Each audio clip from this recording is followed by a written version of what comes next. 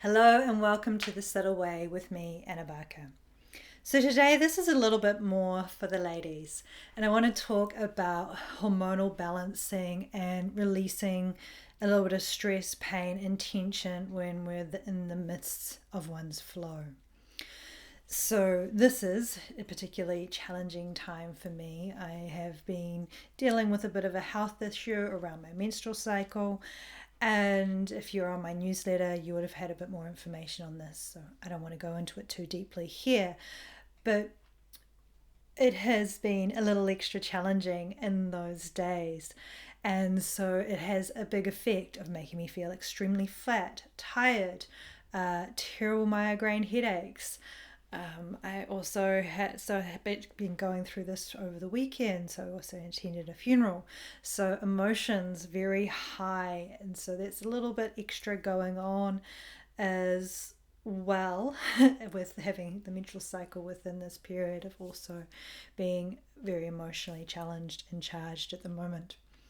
So I've needed to use some tools, particularly today. Over the weekend, I could sort of let go. It didn't matter too much, whereas today, being Monday, I've needed to pick myself up and get myself going so I can get some things done and be productive, even though this is kind of challenging and a little bit stressful. And it doesn't mean I have to come into, excuse me, the dog's playing with things down below. It doesn't mean I have to come into, a big, bright, cheery mood. I'm just going to do my best to show up as I am now, dealing with the challenges and being present with them. Part of the yogic practice I partake in is to be present with whatever arises in the moment. Emotions, feelings, they're transient. They also, when we get triggered, things from the past come up. So it's just trying to work with what is arising in the moment to allow the past issues to transform and move through, and to be one with the daily life in this present moment as well. So one of the first things I learned this from Donna Eden is the rooster comb, and this helps balance hormones and emotions as well. So this is useful if you're a male. It's not only specifically for women, but it can be particularly helpful for us if our hormonal balance is off and we need to sort of come back and regain a little bit of centeredness and calmness. And so, overall, you could do this as a daily practice for a while, or you could just bring it in a little bit more as needed. But some of these practices, we do need to use them on a regular basis because it takes a while to retrain our bodies into new ways and patterns. So sometimes it can be nice before doing one of these holds just to rub the hands and give them a little shake to release excess energy. So for this one, the fingers become interlocked. So the one hand goes on the forehead, sort of close to the hairline, and the other hand sort of locks in over the top, running across that center line of the skull. So not with a little bit, not my hair part, but the actual center line. And placing the hands on that way. So I like to have them have a little bit of a separation, so they're not right in there, they're a little bit further apart, so there's a nice connection in there.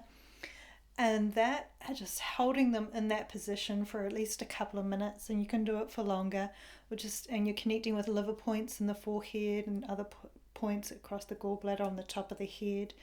And so you've got acupressure, meridian points, as well as neurovascular points you're connecting with, which help sort of calm and soothe the body. And also what we're doing in some of the yoga practices is using these holds in a longer held pose like the pigeon, or you could do it in shavasana or lying on the stomach. There's a lot of variations that you can incorporate this into yoga practice as well, which I've learned a little bit from Lauren Walker, and we do in the subtle energy yoga classes. So that's the first one I wanted to show you. The second one is to help it to deal with a little bit more of the pain and discomfort. So often, you get a little pain and discomfort in the area of the uterus, and then also in the back. I find a lot more in the back. As this area, you've got the back of the second chakra here, but also the Ming chakra, which is probably about 4 fingers. Yeah, for 4 to 5 fingers to 6 up a little bit, sort of a little bit below the kidneys in the center. And this is a gateway in the Chinese meridian system. So these areas get quite congested in the back, and that can be partly because of all of this back pain. When we're in the, especially in the height of the heaviest part of the bleeding, there is a lot of the energy system can get sort of slowed, especially in this area of the body, in that waist, front and back. The energy sort of get a bit stuck and stagnated. And so what I find to help release this and release that discomfort in the lower back is I like to interlock my fingers, bring them onto the back, and then circle in a counterclockwise direction. So the reason we want to do counterclockwise is because energy moves into the body in a clockwise direction and it moves out in a clockwise direction. So we want to help release, because generally what's happening is there's energy's constricted and congested in here. If there was a state of depletion, we'd want to bring energy in, but it's not really a state of, it's stuckness and stagnation and congestion. So I just find doing that circular movement, being aware, I'm pulling the energies out of my back, everything that's there, and I do quite a wide, big circle, and I find this really supportive and soothing. And then just sort of release it. And then sometimes I'll also do a little bit of a massage in those on the kidney.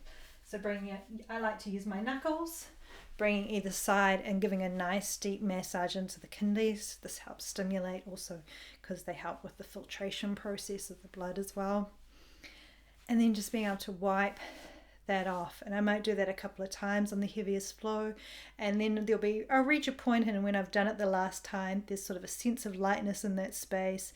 And I've passed the point of the heaviest stagnation, or when that energy keeps getting congested, and it just sort of eases and stays free and open for the rest of the cycle. Another practice you can do to help relieve pain, it can also work on the front a little as well. I sort of go with care and quite gently, because there is an aspect of things that are physically happening and some of that discomfort can't easily be removed. So sometimes it's just letting it pass, because it will pass. So another way is just using a hand and keeping it in the field, and you can do this at the front or the back or both, and using whichever hand feels right to you, and just moving the hand in the field so you're off about yay far from the body, and moving in a counterclockwise direction again, because you want the energy to release. And then with your other hand, you want that pointed to the ground. So you're creating a little circuit between the hands there. One is pulling energy out, it's basically transferring and then getting anchored into the ground through the other. So you can do that in one direction, and that just helps release the discomfort. And you can do that on the front or the back, just making sure just to check that you're moving in that counterclockwise direction. And you can also do this on any other part of your body that you feel pain or sensation at any time. It's not reserved just for the menstrual cycle.